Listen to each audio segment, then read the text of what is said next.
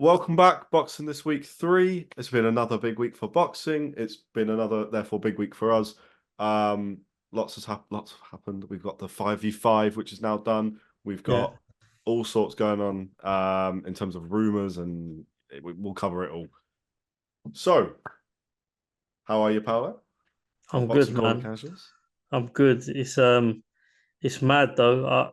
I'll be real with you. I've got some different headphones today. I look like a mix between gaming and I don't know, just just some knockoff beats. But they seen the fact, yeah, that I don't know. We'll have to get the photo up. We'll find it for the real. Yeah. But with these headphones on, it changes the shape of your head. So I don't want to have these on for too long. So I'm gonna leave them like that. I've seen it Mm, online. Streamers are absolutely going the mental right little now because their head wave. shapes changed. Yeah. Yeah, yeah, yeah, yeah. You don't want the divot. No, no, my head's big enough as it is, man. But yeah, no. So I've been good, man. I've been good live on the weekend. Obviously, you joined the live, Yeah, it was good and fun. that was good fun. I had some pause moments in there.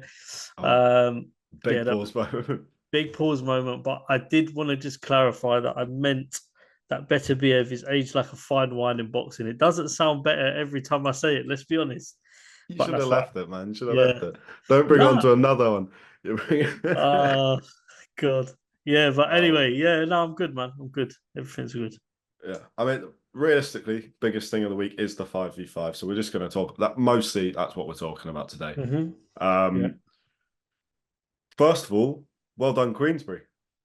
10-0. I Crazy. I heard rumors that Frank Warren is still got Eddie Hearn locked up somewhere and he's still putting lube on him, man.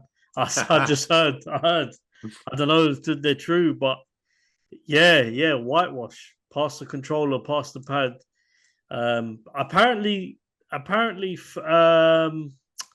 who's Eddie Hearn's? Eddie Hearn and Matchroom.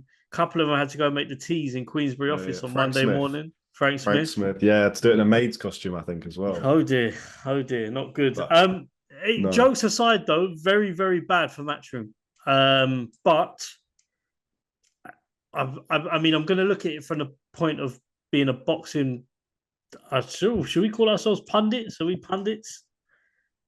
It sounds more professional. I feel like there's more opportunities for us if we call Yeah. ourselves pundits. So Yeah, go for it. Yeah. boxing, we go for boxing pundits. So Oh yeah. that aside, Eddie Hearn is a great promoter, great at what he does, has been for a long time. Frank Warren, obviously, I mean, you can't say he's been in the game for, yeah, I mean, years and years and years and years and years. And we could go on. Do you know what I mean? Mm. Before we were born, he was promoting. Do you see what Oh I'm yeah. saying? So he's been in it a long time. I got to give a big before we start having a joke about it, or I start throwing jokes at it. A big shout out to Eddie Hearn and Frank Warren because the rivalry of the Matchroom Queensberry card aside, some of them were really 50-50 fights in terms of the ability. I feel like all of them on paper were 50-50 fights. Oh yeah. Not all of them transpired that way, but they put on a great card, and promoters need to take note. You know, Mm. there's another like promotional there's another cross promotional card like this happening for small hall shows. Mm. Nielsen's boxing. Um, they are doing a cross promotional show at the O2 Indigo in July. So it's kind of gave everyone the inspiration to do these things at all sorts of levels. Oh You yeah. can't knock Eddie Hearn and Frank Warren for what they've done. They're working with Turkey Al Sheikh and they're bringing us the best fights that we want to see for the cards over there. And as I said earlier on, excuse me, as I said earlier on, these cards are not, like before you'd watch boxing cards and they were main card was good. Uh, Sort of the fight before the co-main was good. Yeah, Then yeah. let's be honest, we saw a couple of It shit trails fights. off. Yeah. Yeah, You get a couple where prospect fights which you don't mind, but you get a lot of like 10, 15 and O's fighting fuck knows who. And it's like, okay, well, this is yeah, and I'll use one of Frank Warren's cards as an example. When Tyson Fury fought at Wembley, I mm. went to that fight when he fought Dillian White. Yeah. Um, I obviously like the fight. Watching Fury live, like it was the first time I'd watched him live, and it was a good experience. But the card itself was a shambles. You had, I think it's Isaac Lowe. Yep. Isaac Lowe on the card, Tommy Fury. Yeah. Respectively, Isaac Lowe is a fought against Nick Ball on that card actually. Nick Ball won, but Yeah. everyone put Nick Ball down as like an underdog in it, which was quite weird because Isaac Lowe was a bit up and coming, and it's still a good fighter. But like Tommy Fury was on the card fighting a journeyman who took him to points, and it was just Yeah. look, it stunk. I'll be honest with you, like there's a balance that you've got to find. So I think moving on from that, what we're seeing now and what Frank Warren and Eddie Hearn are doing, I can't fault them as boxing fans. I don't think I've watched a fight where I've gone, I didn't enjoy one of those fights on the card. I don't know about you, but me. No, And I'm no, talking massively specifically agree. about the Saudi cards. People can say what they want about the atmosphere. Listen, at the end of the day, if you want to go back to watching fights at Wembley and the O2 with like one decent fight, um, and I'm not even digging because I know we're getting into it and I know I'm rambling on a bit, but Boxer are putting on good cards in the UK. So Yeah. when I say this point, it's not a dig at anyone, but if you want to go back to the old, let's say Eddie Hearn and Frank Warren cards where you had a couple of guys fighting journeyman and etc., you have that just for the atmosphere. I'm going to watch these cards that are all 50-50s and Ben Shalom gets a lot of stick. I know it's not about him, but he puts on good cards. He has done recently. You can't knock him.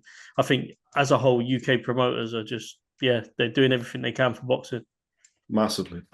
Today it was announced on the Crawford Madrimov card that Martin Bakoli is going to fight Jared Anderson. It's a big it's fight. like it's a big fight, and it's like that card was already Stacked. pretty set. Like, yeah, from top to bottom, that's stacked. I think the first fight of the night is looking like it could be Andy Cruz. Like, yeah. And then you're working your way up. I mean, we're not getting. You got Ruiz on that card as well. Ruiz versus Miller, Jarrell Miller. Yeah. That's a good card. It sounds that's not the best heavyweight fight we're going to see, but No, for what they bring, that will be an entertaining fight for everyone. Yeah, massively. I mean that whole card's brilliant. Unfortunately, Tim Tszyu has had to drop out now because of his cut that he got between when fighting Fundora. So he's not fighting Virgil Ortiz anymore. But we'll see what happens with that. I know he wants Ryan Garcia to step in, but then you've got all the drug stuff. So we'll see how that goes. I don't imagine it's not likely. Respectively, with Ryan Garcia, a lot of fighters are calling him out. But he has got what he's got going on, and people are saying they don't care. But in reality, you do, because when you lose, people will read out but he could have been on this, could have been on that. Oh, yeah, and it's a load of rubbish. Like that, so, leave him alone until it's sorted. Realistically, that's the best option. We won't talk too much about that card, but I just thought I'd bring that up because it's another example, like you're saying, they are just putting the best cards out. They are easily the best cards we've possibly ever had in boxing, where you are getting 50-50s from the get-go. The only thing they need to do is make it so that 6 fights doesn't take 6.5 hours or whatever. How long was that live stream we done? 6.5 hours. Jesus Christ. I was on it for 3.5 hours. 3-4 hours. I was on it for a fair amount of time. You only was on it, put it this way, up to the Bivol fight. Yeah. I left for the heavyweights. I left for the heavyweights. That's 4 hours. That's crazy. Yeah. And that includes a knockout. Bivol, didn't go the full distance either. But let's talk about that card now. Let's talk about that card. We'll go from bottom to the top. Craig Richards, Willie Hutchinson. Disappointing overall from Craig Richards. That's the main takeaway. But Hutchinson looked good. Listen, look, Craig Richards obviously for me, he's a phenomenal fighter in what he's done. He is obviously going into that fight the more experienced boxer. Age is against him. Not that will make a difference, and he won't look at it like that. But age is against him when he's fighting Willie Hutchinson, who's probably comes off as a younger fighter, being 25 or 24, and Craig Richards is 34. Yeah. So but it's a good test for Willie Hutchinson. Like I said to you, I think Willie Hutchinson's speed just got the better of Craig in that fight, and we saw it over the rounds. And obviously, what transpired. Early doors, Craig Richards has done some stuff really well, but obviously, like Greeny said on the live, you've got to maintain it for 12, 11, 10 rounds, not 2 rounds. So it's all well and good calling out what he done in the first 2 rounds, but obviously, if you can't kind of keep it up, which Willie Hutchinson started putting it on him, I think it's difficult to kind of mention that as a positive for him, if that makes sense. Yeah, well, there was just no urgency, I thought, from Craig Richards. It felt a bit of a weird performance, and you sort of, as much as you want to give Willie Hutchinson his flowers for it, Mm.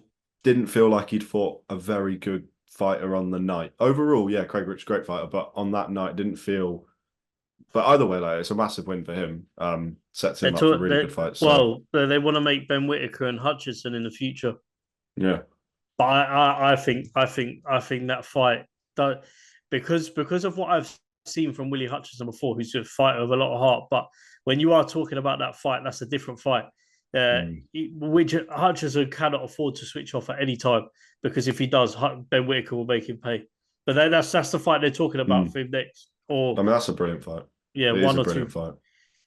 But the issue with that being is it's seems to be very difficult to, how do I put it? They want to see Hutchinson back out in Saudi. Ben Whitaker is with Boxer. Boxer haven't been out to Saudi yet. Ben Yeah, Shalom's not even having these conversations with them that I know of. yeah. So like, there's that as well. The purse bids and yeah, I don't know. I don't know what's going on there, but yeah, yeah. I mean, the thing with Whitaker, the only thing I'll say, I did see it was only a slight rumor, but it was it was on Twitter or X, whatever. So it's not reliable. This is not new breaking news or anything. But I saw a little thing that suggested he might be looking at his contract with Boxer and just getting the fights out of the way now. He possibly wants to move because of the comments that were made on commentary when he fights about being disrespectful and all this. But I don't Yeah, think there's much in that. I don't think there's I anything in don't that. think. Look, I can get Ben Whitaker's frustration because it comes from, uh, but then at the same time, I like Ben Whitaker a lot, like as a Mm, fighter, and I think he's brilliant. But it's really difficult when fighters come out with this sort of thing, because at the end of the day, the fighters are in there as gladiators, doing it, putting themselves on the line. yeah, But there's so many cogs to a wheel in boxing that, the fans, for example, you want the same 60,000 turning up every couple of weeks. They have to be allowed to have an opinion. If you agree with it or disagree with it, and by the way, I disagree with the commentator's opinions, just for people to yeah, clarify, but he is entitled to his opinion. However, I do understand where he's coming from at the same time, because a narrative that the commentator was spinning, it's not just like one or two comments or saying like he needs to get back to it, needs to get back into it now, needs to get back. He's constant digging. So it's like it gets to a point where you can't even defend it. It's past punditry, and it's yeah, just I don't know. I'd say he's been a bit of a hater, to be honest with you. But having said that, that doesn't take away from the fact that pundits are allowed opinions, fans are allowed their opinions. They all make up for the cogs in the wheels of the fight, although the boxers have the main cog. mm, Um, but realistically, without the how do I put it? Without the TV, without the commentary, without the fans, the boxers don't get paid. The boxers don't box. And it's really that simple. Or they yeah, can do, but they can go and box in small hall shows for no money. So yeah, yeah. there's a bit of an argument there, but I do get where Ben Whitaker's coming from, because that specific commentator has been digging it in for ages. And me personally, if I had something to say about his style, there'd probably be a better way that I'd go about it, or say that, yeah, there's certain ways that you can say things. Do you know what I mean? Yeah. It's the saying it live whilst it's happening. That's the problem. That's the bit I don't like, is the just let him fight and watch it and let people watch it. And then afterwards, sure, even maybe before, but not on fight week either. Like, don't put him off. There's no need. But But I either way, think, yeah, I think we could see Ben Whitaker in Saudi. I I think that think could happen. yeah, I definitely look. Listen, him going Saudi, Willie Hutchinson would be a great fight. I don't know if I think if Turkey weren't involved, me personally, I don't think that Queensberry would put Willie Hutchinson in that fight as a risky No. fight. But because of the money at stake, I think it's changed Frank Warrior's perceptions of things. Mm. So these 50-50 fights just have to happen. A lot of promoters can't hide their fighters now. Like, they can't, Yeah. because of Turkey Al Sheikh. Let's be Yeah, honest yeah. with you. So, and yeah, like I said to you, but it's difficult. I think it's one thing to remember as well, is that box is a very separate entity to Sky Sports. And I believe those commentators work for Sky Sports. So as much as it's Boxer, it's quite messy how they do things over there. It's very separate to boxer, but it's not, if that makes sense. Yeah, yeah. Yeah. Yeah, we'll move on from Willie Hutchinson and Craig Richards. I think it not a whole lot to say on that actual fight. It wasn't a great fight. It was like well done to Willie Hutchinson, but it wasn't a great fight overall. Craig Richards was probably a bit too negative on the night. The next fight, however, was Nick Ball versus Ray Ford, which was incredibly good. Yeah. Some people have Ray Ford winning that. I don't agree with that. I think Nick Ball did No, win it. It was Nick, close. It it was was close. close, but Nick Ball was too aggressive. Yeah. And I think that's why he won. He's due a world title. So, not saying that obviously because he's fighting Ray Ford, you should just give it to him. But I'm happy for him because, as I said before, when my prediction was that I wanted Nick Ball to win because I just want to see him win a world title, but I Yeah. thought that Ray Ford was going to win. That was my prediction, which I got wrong. But I'm glad that Nick Ball has won a world title.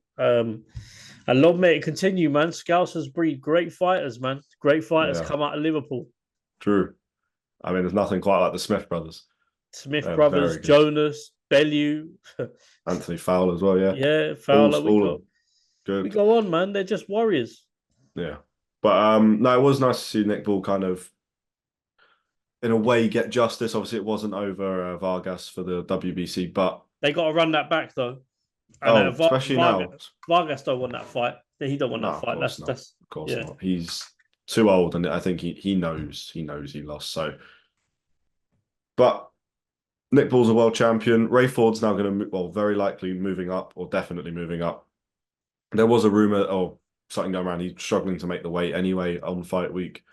I So think we did kind of think it might be the last I one. think he said that before the fight. He said this would be his last fight at the weight he's fighting with Nick Ball.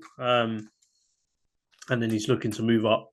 So, Ray Ford as a quality. Listen, I rate him so highly. I still do.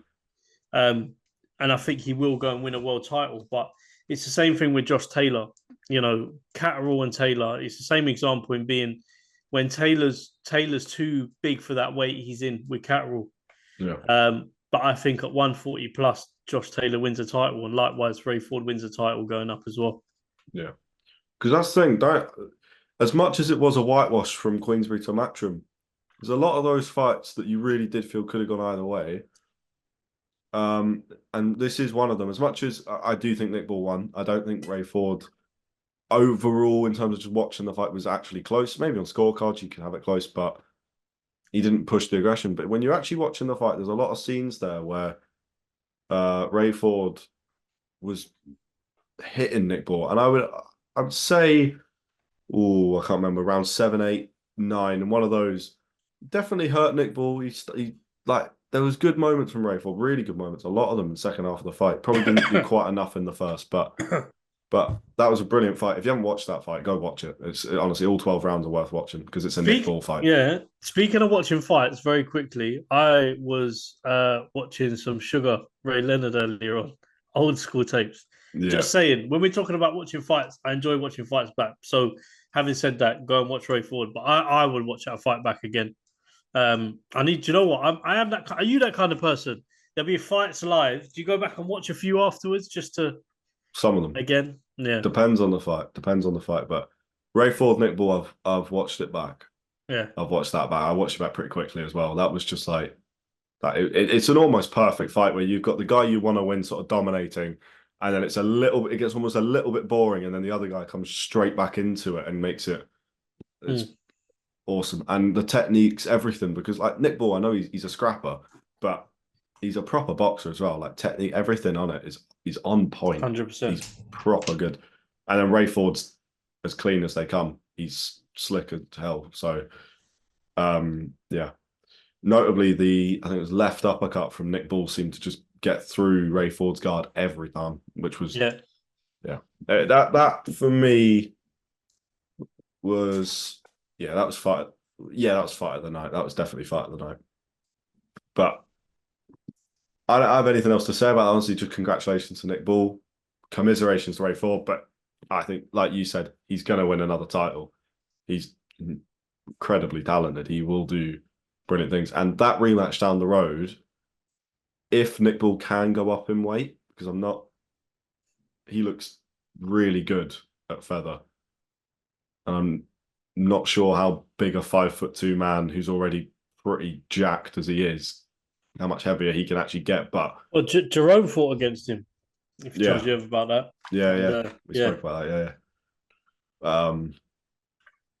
Be interesting to see. But either way, if a rematch ever did happen, it'd be a one to watch. Then third fight of the night, Hamza Shiraz did the business on Amo Williams, but Amo Williams definitely stock went up. stock went up, but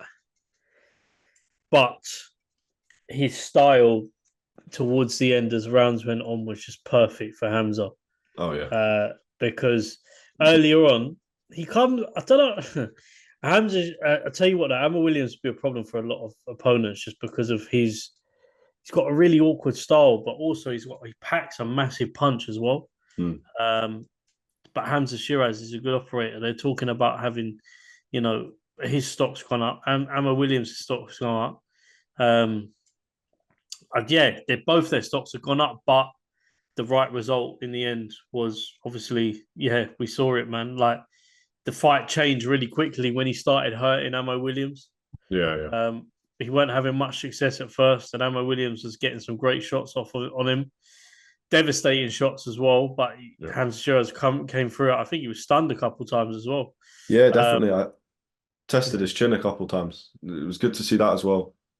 Sort of different side to Hamza Shearers. Stock's gone up. I listen. It's a great advert, as we said before, for boxing to get your name out there, to be on that card, win or lose. You know, Mm, people's careers don't end when you have a loss, and I think no, it's very ignorant of any boxing fan to sit there and go, "Well, they've had a loss, so they're done," yeah, unless there's certain circumstances, and obviously we'll go on to that shortly, mm, where certain fighters, depending on where they're at in their career, obviously if they're older and they're continuously losing, but someone like Amo Williams, you could take a loss, come back. oh, See what I'm trying to say? yeah, It's like how many fighters have there been that have lost, come back, won world titles over the hundreds, test of hundreds. time, just hundreds. So the loss doesn't mean anything for me in the sense of obviously he'll be disappointed, but Mm, he's fought on the biggest card in the world or the biggest stage in the world, in my opinion, just because of how many eyes are on Saudi right now. yeah, It yeah, is the biggest stage, and yeah, like you said, it got the success earlier on, and later on, Hamza Shearer's broken down, and that was all she wrote. yeah. I mean, Hamza Sheeraz has basically put himself top five easily Well, middleweight. he's already called out Chris Eubank Jr. That'd be a good fight. That'd be a good Yeah, fight. be a difficult fight for Hamza though. Eubank, Oh, yeah, yeah, Eubank. Listen, I know a lot of people make jokes here, but I'm telling you, especially of recent years. Eubank Jr. He's a elite fighter. There's only a couple of months ago we was talking about him potentially facing Terence Crawford. mm, So that he's towards the end of his career. It's got to make sense for Eubank Jr. So it will have to be in Saudi. yeah, But yeah, Hamza Shiraz he's how do I put it? He is drawing in those fights, getting all those fights now top five. yeah, yeah. So it'd be interesting to see where he goes as well. Well, I mean, he's going to be he'll win a world title, no doubt about that. The middleweights are strong, but they're not strong enough to stop Hamza Sheeraz winning a title. Eubank would be a great fight. Eubank, do you know what? I think he's probably one of the best British fighters to have never won. I know he's won IBO titles, but they're sort of more fringe titles, not real. You don't get the recognition that you would for IBO that you would from any other world title. Yeah. So if we go on that basis, I think he's one of the most talented fighters the UK's had that Mm-hmm. hasn't won a world title. I think he's brilliant, but equally doesn't fight enough, so can't sympathise too much. Hamza Shiraz is brilliant. Amo Williams just needs to work on his fighting on the back foot because the minute Hamza put it on him, you could just see he was uncomfortable, and that awkward style then almost became awkward for himself. But He didn't know he didn't know what to do. He was running into the punches at the end. That's yeah, why Hamza he couldn't He's got no other fighting style, which, by the way, makes him brilliant to watch. But you've been hurt. You've gone to your corner, and the only thing he could really do was come at Hamza still, who's more than comfortable and happy to put him away. I mean, it's a good thing really, because it's good that he's probably taking this loss now and not well, it's good that he's taken a loss like that in Saudi, where he's put on a good performance, shown that he is about good fights, entertaining fights. So he'll get another opportunity there. Instead of, say, 5 years ago when that loss, I mean, that fight wouldn't have happened at this stage, but if by some miracle it had, we're talking, a lot of fans are saying, oh, he's rubbish, not very interested anymore. And then promoters are struggling to match him. That kind of thing. Whereas now he's fine, basically. That loss does not define him. It just probably needs to work on a few things, which is now very clear to him, hopefully. Mm-hmm. But that was a good fight as well. Whilst it lasted, that was a very good fight. Good to watch. Then we go to Bivol. So not part of the 5v5. Should have been Bivol Beterbiev, but that's now been rescheduled to, October 12th. Yeah. Bivol basically just sent out a message called "Don't piss off Bivol," because it doesn't end well. Yeah. You headbutt Bivol. I mean, we on the live stream, we were like, oh, this is fucking awesome. Zinad actually fought well, but at the end of round 4, started giving it big and doing a little You headbutts. have to though, man.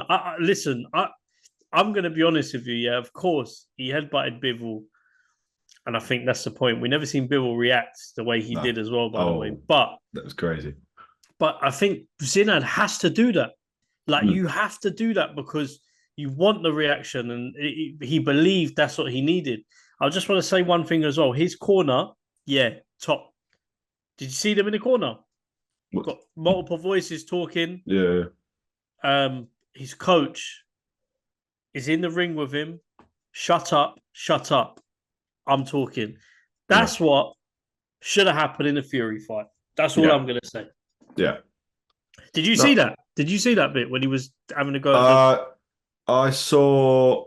There was a bit of see it? I don't think I saw him telling shut up. I saw him in the shut corner, up, but I know what you mean. I know what you mean. Yeah. But I don't think I saw the exact thing, but there was just a lot of voices going on, and he's just like, I'm here.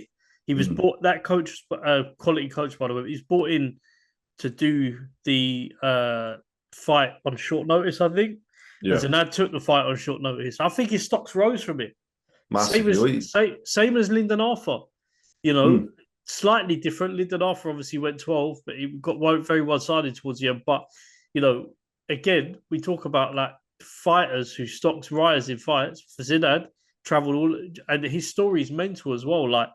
He's been on small hall shows. He's travelled all over the world to box. He's gone everywhere to chase his dream. And, he's ended up in Saudi.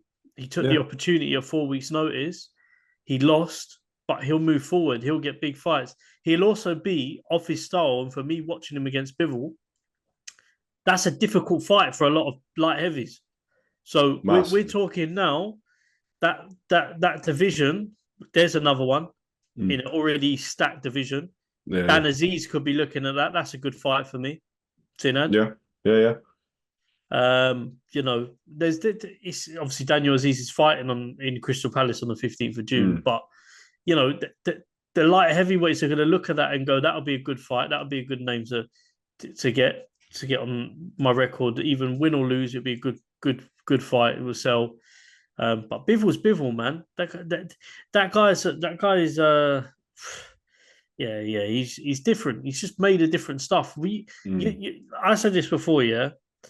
UK fighters, in my opinion, and US fighters can never, ever, across all combat sports, have the same mentality or come from the same stories that a lot of these Eastern European fighters or Russian fighters come from, because of their upbringing, what they're growing up around, what they're consuming. Yeah. I can't imagine Bivol grew up eating or grew up on McDonald's and takeaways and all these things. No chance. No, but but you're right. Yeah. No, you're right. This is a massive assumption, but them sides, you're talking about the guys that would be running in mountains and doing like labor work at like a young age for training and Mm-hmm. fitness. And you talk about MMA Russian athletes who are wrestling with bears, could be like, tell me what fighter in the UK has grew up on that. Yeah, you've had a troubled life. People have gone through stuff, but tell me what UK and US fighter has grown up the way that East Europeans grow up, and that's why they're tough. Mate, they're hard as nails. Honestly, like Bivol, he's just a robot. He just gets in there, does his job. But the thing with Zinad, his stock has rose massively because he was fighting actually really well. He looked good. He was landing that jab. Don't get me wrong, Bivol was still winning the rounds. It's not, I'm not, but that is Bivol. Like him and Beterbiev, you kind of have to almost separate from everyone else to get a real. You can't say that Callum Smith's a shit fighter because he got knocked out by Beterbiev. Callum No, Smith's one of the best fighters Britain's produced, but yeah, Beterbiev. this is But Zinad boxing. looked This is good. boxing. It's boxing, man. Like Mm. it's like the narrative. The narrative has always baffled me, and it only sees to be from the armchair fans, or I'm going to say it now, the fans who probably just consume it for the big fights. I've Yeah, spoke to a couple of them. Do you know what I mean? Heck, we have these conversations at work. There's certain people at our work that will only watch the big fights. So when they're coming out with the statements, they'll say stuff like he's done, he got knocked out. Do you know? And mm. it's like I I can't blame them for it because they don't consume boxing like I do. So Yeah, for me, it's when I'm looking at it, it's like, yeah, you've been knocked out. Can you come back? Yeah, if you want to come back, But Zinad, yeah, he's young enough, man. He's gonna get big fights now. yeah, The thing is now, once you go on a show like that, you ain't gonna, and they've already said Zinad is gonna be back on October the 12th on the Saudi card. Then yeah, the Bivol card, he's going to be on the card. So he's already got his invite back to Saudi Arabia. yeah. He's He's good. he's Career high good. paydays, Mhm. exposure, everything. I'm happy for him. Listen, he got Same. a new fan. He got a new fan in me that night because I didn't know him before that. But this is my point. This is why I love boxing. It introduces you to new fighters. These Saudi cards are introducing me to new fighters I haven't seen before, that we've never seen. That boxing fans, some boxing pundits have never seen. But that Yeah, was a stage where he put everything on. He lost, but yeah, he threw the kitchen sink at him, and he had to. I think you can't, like, realistically. You're coming in as a massive underdog. You don't really want to be boxing Bivol for 12 rounds. If you can avoid it, you want to try and you're knock gonna him out. lose. You So box Bivol for yeah, 12 rounds, you're gonna lose. It doesn't matter who you are for yeah. that. So So you've got to try and knock him out, and that's what he tried to do. And obviously, it didn't work, and he ended up getting knocked out himself. But taking nothing away from him, man. Yeah, I was impressed. Anyway, yeah, well, you could see, and that's the other thing. It's short notice, so you got to give him his credit for getting in there with someone of Bivol's level. this is the thing as well with Bivol. Yeah, that this is a second opponent because Lyndon Arthur done it as well. That took these fights at short notice because no one wants to fight Mm. Bivol. Like No, they can't get a fight. Though it's very difficult apparently at the moment for Bivol to get a fight basically uh, with any of the light heavyweights. mm. I'm sure that there'd be plenty that would take an opportunity to fight them if they were asked, young, Yeah, hungry ones. But to be brutally honest with you, they don't. For example, if a boxer's not, if one of the light heavyweights haven't been boxing for 4 or 5 months, or they've had a bit of a break after their fight, and then they get asked, "All right, Bivol," and they're like, "I want one more fight before I fight Bivol." That's the thing with Bivol. Like it's apparently very difficult for him to get a fight, which is why Zinad took it on short notice and yeah, Lyndon Arthur took it on short notice. yeah. I'm gonna make a bit of a. It's a bit of an odd statement. Bivol's a worse fight over. Bivol is a much worse fight to take than Beterbiev. And I mean that only because with Bivol, you've got to first of all get yourself in the mental strength that you can actually beat him, which is I mean, I know these high level boxers, they will be in that mental state. No chance that they're not. And if they're not, then then that's done before it starts. But Bivol almost plays with his food. He's got power. What He you just said? He's a cat? Is that what you're telling me? I don't want to call him a cat, I guess. Cats play with their food, man. But it's that kind of thing, though. He doesn't. He can end it if he wants. We saw it with Zanad. He didn't like Zanad. He took Zanad out, or he didn't like Zanad in that point. Took Zanad out. If Bivol really wants to, I'm convinced he could have got most of the guys he's faced out of there. Not Canelo, not Zerdo, but he's not fussed. Whereas Beterbiev, I think you go into that fight and you know that because he's throwing a lot, you could land on him. Now, his chin's impeccable and his defense is also, well, let's go Mike Tyson, impregnable. So you're going to struggle. But Bivol's almost completely doesn't overthrow, doesn't overstep. He won't go in if he thinks you're hurt. He won't just put himself in there. He'll wait. He'll just let you come back and be hurt and stay hurt. And you'll stay hurt from round 6 to 12 because he won't bother just putting you out of your misery in that kind of way. Which is a bit crazy because Beterbiev also will just take your head off. So it's a bit of a 50-50, neither one. But that's why those two have got to fight, and they obviously will fight. So I was so excited about that. But we can't go on to that because that will take up the whole show. One thing I will bring up with Bivol afterwards, Turkey brought up. I call him Turkey or talk Turkey Al Sheikh. I'll go Turkey Al Sheikh. Do you address him as His Excellency? Do we have this conversation? Would you address him as His Excellency? I came on the live and you were talking with Daryl about I just want to see what you want. Yeah. If I met him in person, I would see what everybody else is saying. And if everybody else goes His Excellency, I'm not going to stand out alone. If he's not chucking money at me, I ain't saying His Excellency. I'm saying Turkey, Mr. Turkey Al Sheikh, respectfully. But if you're throwing money at me now, do you know what though? Yeah. He went on Talk Sport and said that he prefers being called Turkey. He just prefers being called by his name anyway. So maybe I wouldn't bother with His Excellency. I wouldn't say it like on here because he's not even here. I'm not. I don't really get that. Just call someone by their name. So do you see like all the British fans go, it's weird that you call a man His Excellency. Why'd you call him that? Like he gets a lot of hate from like just I don't know if you want to call them dinosaurs or older people who can't move on from like the older eras in boxing. I'm gonna call them dinosaurs. Bad term, yeah. Yeah, I'm gonna call them dinosaurs. You're dinosaurs if you believe this. That I had got into a heated debate on Instagram. I don't get drawn into many, but I did with somebody who was saying that like the Turkey, the sheikhs or Saudi have done this to boxing. It's a joke. It's a sham for boxing. So my thing is to you dinosaurs, you enjoy the mediocre boxing that we've seen for X amount of years. Because what they don't realize is this doesn't just affect Saudi. Yeah, what Saudi have done is affected boxing cards around the world because now it's pushed other promoters to put their fights, their cards on a higher standard. So think of the bigger picture. He's done what he's done around the world. He's created a ripple effect. Now we're seeing all of the promotional companies putting on better cards because they've been forced to compete with their competitors. To keep up. Yeah. And so what I think he's done, I don't think it's a bad thing. Yeah, if we go down the route of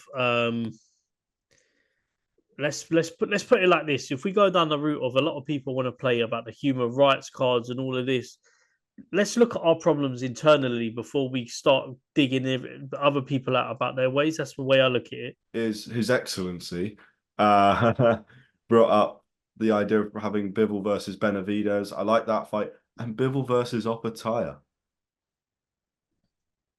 I mean, proper fight. That'd be humongous in terms of weight. But saying that though, Bivol, Bivol's quality though, he could go up to cruiserweight and box a lot of these guys, in my opinion. There's just certain fighters that can do it. Look at Canelo. I know he lost against Bivol, but he also beat Sergey Kovalev at a good point. So he beat him didn't he beat him for a world title as well? Yeah. He's won a world title at 175, yeah. So WBA. So there's certain fighters that can move up, and I say it again, Terence can move up to fight Canelo. I know it's a very divided opinion, but I think because of there's fighters, there's world-class fighters, there's elite fighters, and then there's just there's different levels to it. Terence, all them guys are there. Yeah. Then you've got the elite fighters, they're like there. and then the world class fighters, and then the average fighters are here. But listen, there's an elite above elite, and Oh yeah, those elite guys, I believe, can go into multiple weight divisions and box. There's no doubt about it. So it's the IQ. yeah, Slap. Bivol would beat a lot of cruiserweights, Yeah. but Don't the know if he only beats Opetire. That's a hard no, no, fight. no, but yeah, Opatai for me is the best cruiserweight in that division Yeah. And I by mean, a country mile, in and then my chuck the opinion. weight on top as well. It's like, okay, that's a very hard fight. But what's the size difference? Opetire's 6'1", Bivol's 5'11". So it's not too bad. Look, we won't get into that because that is just a fantasy. And I think, again, we can talk about that all night. Bivol, Beterbiev, October 12th. That's massive. That'll be brilliant. Sets up nicely for a little benchmark as well. Sort of September, October, and then December events, which is pretty great. And August as well, of course, because of the Crawford Madrimov. So Saudi is just doing the most. They're doing everything right now. But we'll stick on the 5v5 because that's what happened this week. So Dubois Hrgovic. Dubois showed pretty much everything you need to show. He's got heart. He didn't show any quit, and he got hit. By the way, he got hit a lot by the same shot. So the defensive work by both guys wasn't the best, but as a fight, it was great. Annoying that stoppage was through a cut because nobody likes to see that. But Dubois looked very good.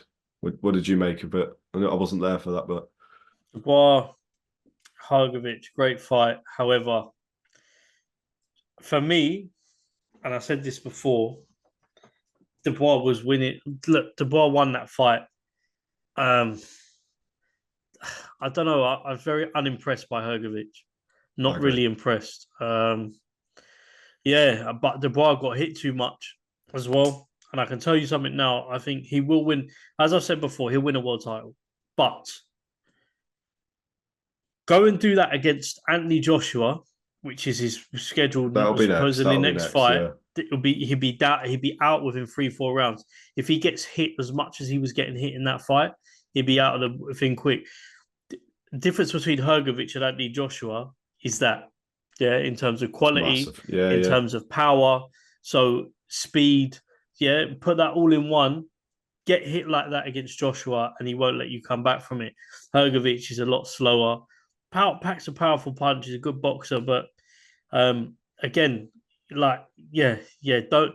Dubois took a lot of damage that night, and what you don't want to get into the business of doing is taking damage like that. We see past heavyweights this happen to Frank Bruno, all these guys, where they've taken a lot of damage, and it shortens your career, but also these fights, that the damage you take on from your last fight to the next one, it kind of it's like a ripple effect. Mm. So you take stuff into the other fight, and yeah, I look, I'm happy Dubois got the win, because I think it sets up for a big Dubois and Joshua sounds more appealing to watch than Hrgovic and Joshua. Massively, yeah. Especially in So, England. It's a big fight. It's a big, big fight. and yeah, as I said to you, that will sell a stadium out. Mm. Hrgovic and Joshua, you might have to book the O2. Yeah, Hrgovic isn't a big enough name. I kind of agree. I've not really watched Hrgovic at any point for quite a few years and thought this guy's sort of the level that I'm being told he is. His win against Zhang wasn't great, and it was debatable anyway. The Dempsey McKean fight was, I'll be honest, rubbish. It was a rubbish fight. Dubois fight was good, but again, like Dubois' defense was poor. You are right. If AJ hits him for 3 or 4 rounds the same way Hrgovic was, and AJ's hard. He is hard to hit. He's a solid boxer that people don't give him credit for. He's technically sound. You're not going to hit him quite What as much. Olympic? Now, What Olympic medal did he win? oh, just the gold. Just the gold. Only the gold. Can't box, but he won gold. No. Makes sense, doesn't it? I hate it when people say that. It rattles me massively. Yeah, he's a big. Yeah, we get it. He's a big heavyweight. Like he's got a lot of. I've got to be. I'm careful about what I say these things now. He's got a lot of weight about him, And yeah, he's a bigger heavyweight, but he's an athlete and he can box and he's only got a gold medal. So, you know, when you understand what you have to do to win an Olympic medal and you understand the level of boxing that you need to take, just be very careful when you start throwing that comment out. I've even got to Yeah, say the same thing about Wilder, and I know we go into that next, but Wilder won a bronze, which is why it baffled me to the way he become in his pro career, because you have to be able to win an Olympic medal, you have to be able to box. yeah, Like you have to. If you don't box, they score it. Yeah, yeah, yeah, yeah. But we're going to that anyway. yeah. But Joshua Dubois is a great fight. It will either be for the IBF full title or the IBF interim, setting up Joshua versus Fury Usyk rematch winner. That does a stadium. It is interesting because if Dubois does sort his defense out, Dubois got more than enough power to hurt AJ or basically hurt anybody. But then we saw with Usyk, the Usyk fight where Dubois looked almost at times, he looked a little bit uncomfortable throwing the level of shots that he was putting out when he was fighting when he's fighting Hrgovic, where he was sort of throwing everything. But definitely, look, he looked really good, and for a 26-year-old, he's gonna win a world title at some point. He's I think easily the sort of the best guy. No, he's not. I don't know. I was going to say he's the best guy under that level, but actually, there's quite Ajit Kabyle is probably the best of those lot. But anyway, listen, Joshua I think beats him, but it's a really good fight. It is interesting, and don't write Daniel Dubois off because he's stupidly powerful. So that's a great fight for Hrgovic. Where does he go next? It was a good enough fight. He'll get another opportunity at something, but not probably a world title for a very long time. Yeah, I don't. I don't. I don't. I don't think his style.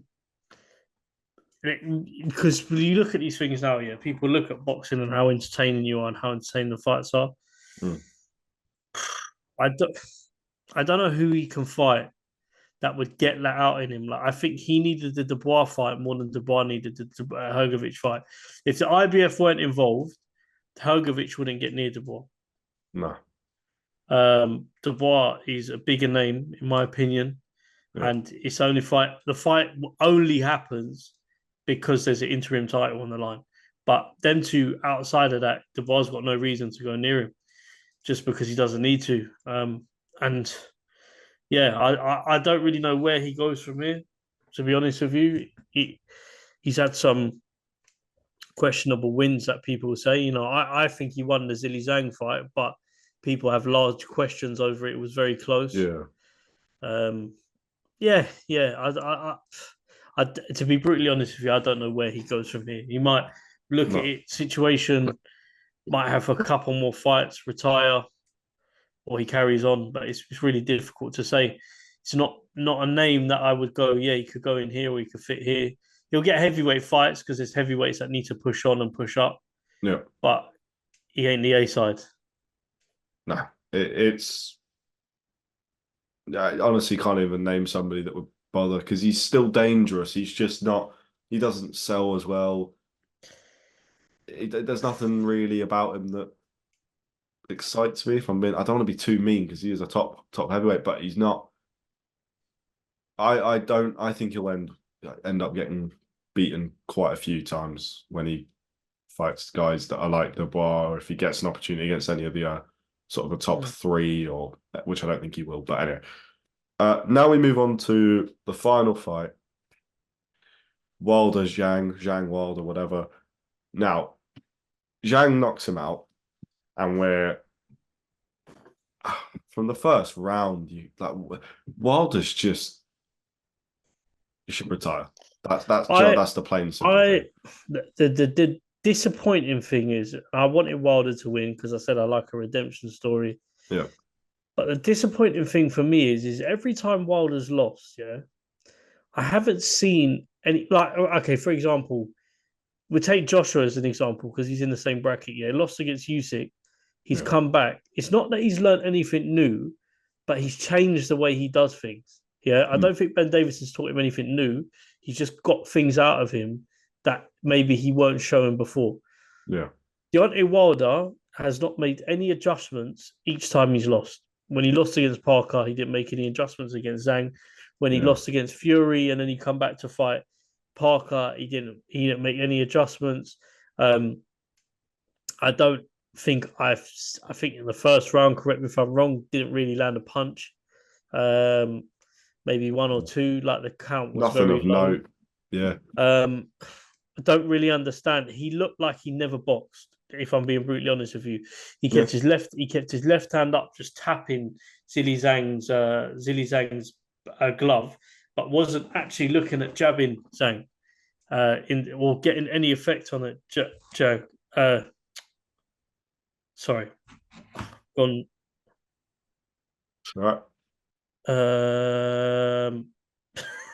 I've gone blank. I don't think he jabbed anyone of any punches off that were of any meaning. And then it was just he's got one hand here like that, and the other one's doing that, and he's just open. It's weird.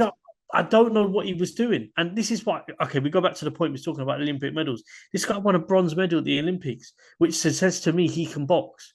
So why hasn't he done it his whole career?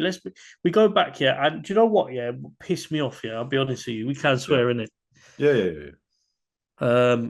What pissed me off was when Wilder lost, and people were criticizing him for a very bad performance he had. The first thing that people were to do was to bring out the reasons to why he started boxing, which I think is a very beautiful story about his daughter, what he was doing. He was a cleaner that went to the Olympics. Like his story is unreal. What he's done for himself and his family, he's completed it. If he's happy within himself, he doesn't care what anyone says. He's been world heavyweight champion. He's earned ridiculous amount of money. He's able to provide for his daughter. I respect him for all of that. I'll never dig someone out for that. I think that's sick. But what fans and because I'm no Wilder isn't spinning this narrative. It's more the people with the tweets and etc. Is you are allowed to criticize his performance, like without sounding like a hater. Like if you watch that fight, you're just thinking what everyone else, probably including boxers, but out of respect, a lot of boxers won't comment on what boxers do. No, because at the end of the day, they're in that circle. You don't need an extra voice. That's So I get it. Yeah, but what boxers were probably thinking, what pundits were probably thinking, what coaches that are watching were probably thinking, well, all the same thing is why didn't he box with Zhang? Zhang doesn't really move. Yeah, if he was smart about it, he could have knocked Zhang out. Yeah, but he didn't do anything for me that was he's just basically the Zilly Zhang train continues, isn't it? And I'm not on the Zilly Zhang train in terms of as a boxing fan. Do you know what I mean? I think obviously you can't knock he's doing well, but I just don't see him beating these top guys, especially at the age he's at. No. He can't afford, and the thing is with him, he needs to be fighting every 4 or 5 months. He can't afford to take a year layoff, come back when he's 42. You don't have luxury. You don't have the time. Whereas Joshua, Fury, these guys could take a year off. They're 35, 34, 35. Yeah, 34, 35, 37, I think, for Usyk. But Usyk's almost not in the equation. He'll be gone. No. I think he'll be retired soon, if I'm being honest. But But my point being, like, Zhang's 41. Wilder was 40 or 39. It's a shame, but he's a fighter where I think because of the way he's lost and he hasn't looked good in the way he's lost, I think he's done. But take nothing away from him. I think he can walk away from the sport with a lot of things that people are never going to win. Oh yeah, he should. His head should be so high. Like I'm such a fan of his. I'm in the same boat as you. As I don't understand how the guy that I've just watched lose to Zhang, who, like you said, with the jab and then the right hand, even the right hands, normally the technique behind those is a bit weird. And like it's not fluid, it just seems to work for him.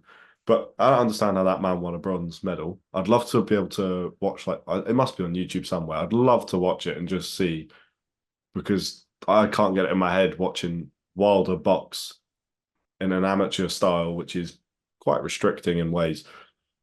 But he should walk away from the sport now as a slightly old, well, not old man, but like older man for boxing, head held high, WBC champion, 10 plus defenses, Mm, 7 plus years as that. Got in there against Tyson Fury, who'll go down as one of the best heavyweights of this era anyway. And he gave him 3 really good fights. It's one of the, mm, well, technically one of the best trilogies in heavyweight history. hmm He's then, like, he's done everything, done absolutely everything. And his record before he got in there with Tyson Fury is the most absurd thing. What, 41 or 42 wins, 41 knockouts, something like that? mm. Like, the guy has completed it. He doesn't need to carry on. And if I'm being However, honest, what when does we he talk, do if he carries on? we talk about his record. I don't It's think a he's bit had the stat padded. best bit padded, Yeah. but he's won a world title. You can't blame him. Listen, Yeah. I'm a thing of like, as much as I'll be the first to say that his career is. You can only fight who's in front of you, in it. When he was challenging for the WBC world title, the guy's fighting Stavern. Mm. Like, what do you do? Just not fight him, not take the fight because he's not a great boxer. Because Yeah, Stavern was exactly. not a You great can't boxer. criticize. Yeah. But Joshua had to win a title off Charles Martin. Like, do you see what I'm saying? Like, you Happens. have to Yeah, do yeah. these fights sometimes. Yes, his best wins are probably Ortiz.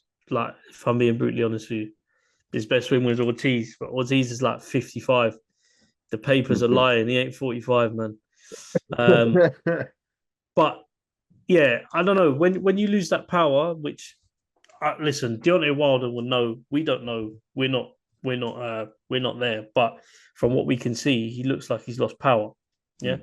So for me, um, he looks like he's lost power, and when that happens, you're just an empty shell of what you used to be able to do. And when that power goes, and you don't have the boxing ability that we know of because he hasn't demonstrated it, you have what's left. Exactly. And with Wilder, sadly, I don't think there's anything left. You take away the power, and he's so limited in what he can do in there.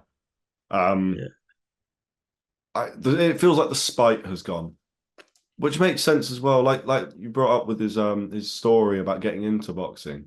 He's made so much money. He's done everything the sport can give, like I said earlier. It must be hard to bother. Mm-hmm. It's not going to be easy getting out of bed when you know that people are always going to criticize you, no matter how good he wins. Like the Luis Ortiz fight where he knocks him out in the 8th round, a large amount of people go, "Yeah, you knocked him out, but he was winning. So he was winning the last 7 rounds." That's all he hears in his career. So it's like, do you know what? Why not just fuck off into the sunset and live your life? Because you got all the money in the world. It's generational wealth. Listen. I'm gonna You'd say hope, something. assuming he's not like, No. I think he's been quite smart with his money actually, mm, from what I've seen and a couple of like YouTube stuff I've watched. yeah, But yeah, listen, the main reason he got into boxing was because of his daughter. And his daughter's a rare spinal condition. I don't know the name of it, and I don't want to butcher it and say it the wrong way, yeah, so I yeah. won't. But she had a spinal condition, and that was what he was doing prior to the when he fought at the Olympics. I think it was he had 2 cleaning jobs, and he was fighting then, and the guy was cleaning like so. You know, he's provided all the money he can and plus more for his family, his daughter, his daughter, his children's children. Like he's completed it, man. But unfortunately, some fighters, like I think he should have stopped after Tyson Fury. Yeah, yeah.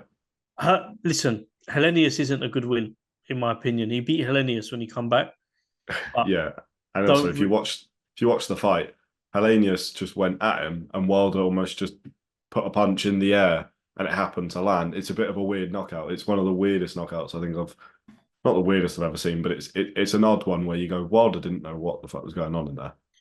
Wilder seems to thrive for me off uh, adrenaline and adrenaline from the big Mm, shots he pulls off. And if you can't pull them shots off anymore, where's his source of where does he channel that inner that he used to have?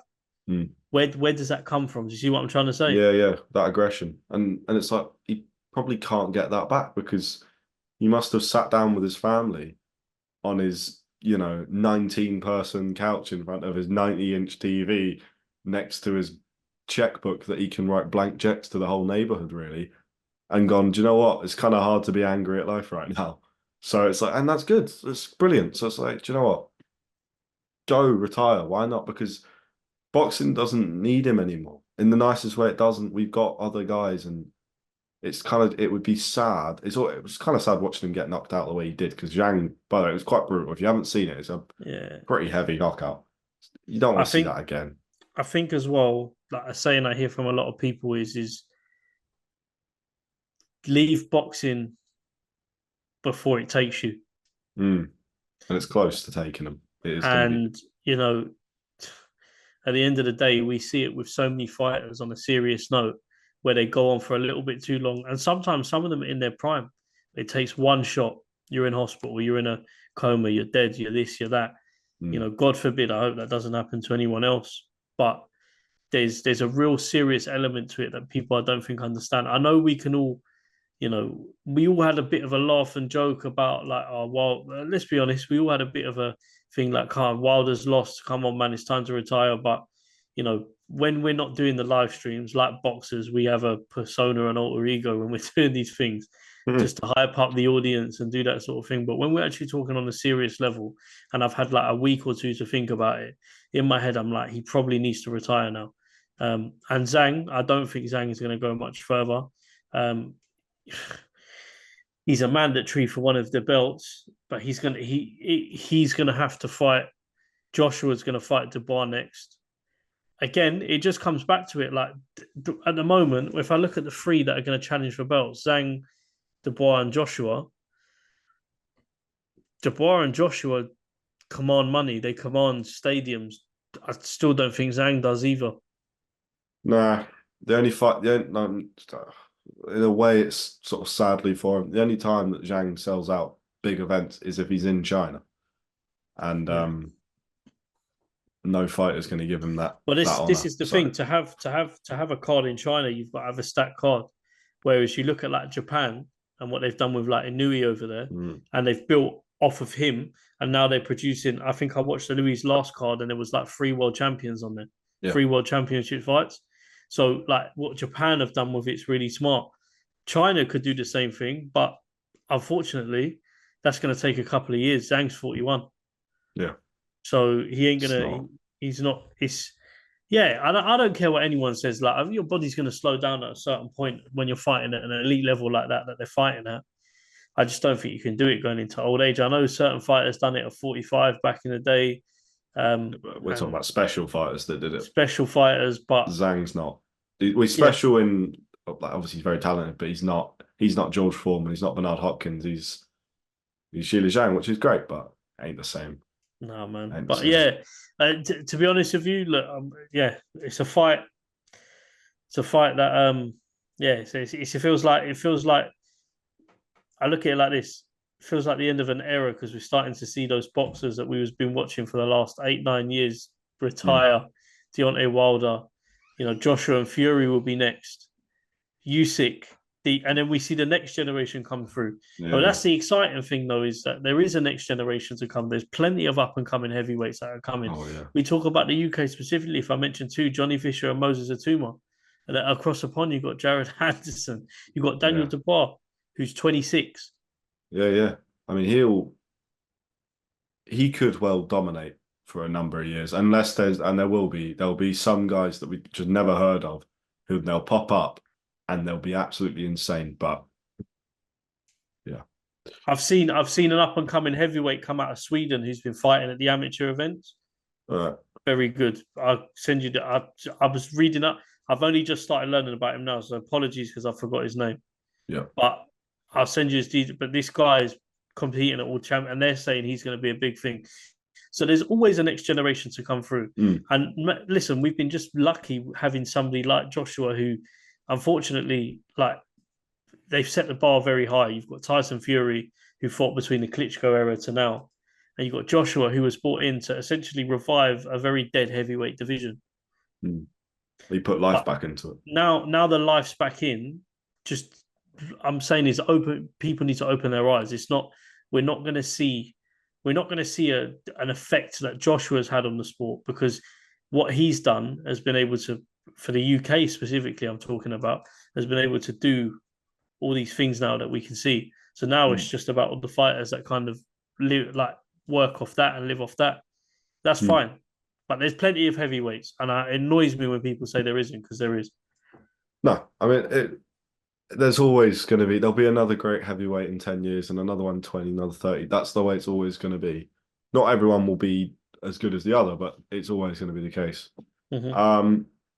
And that's the 5v5 event. I'd love to see a rematch of it. I think maybe I don't keep Deontay Wilder as a captain, but Hamza Sheeraz as a captain is again would be pretty cool to keep some of the same faces. But that was a proper event, really good, enjoyable. Obviously, the live stream was very good. Check out Boxing Corner Casuals for the clips of that, or just watch the whole thing if you're mental. Watching 6.5 hours now would be pretty crazy. But if you want to do that, go ahead. And I think that's pretty much everything we're going to cover for this week, because this is going to be a long episode. But what else was there to cover? So does not matter. Yeah. So yeah, thank you very much. Go description link. Like the video first, and on your way down, once you're down under, links, TikTok's the big one. We want to get you guys involved. So if you follow on there, you can get involved. But we need to get to 1,000, so do that, you mugs. Right. That's probably not the best way of doing it. Yeah, do it. Yeah, tell them. Just subscribe, man. Yeah. Stop being tight, stingy bastards.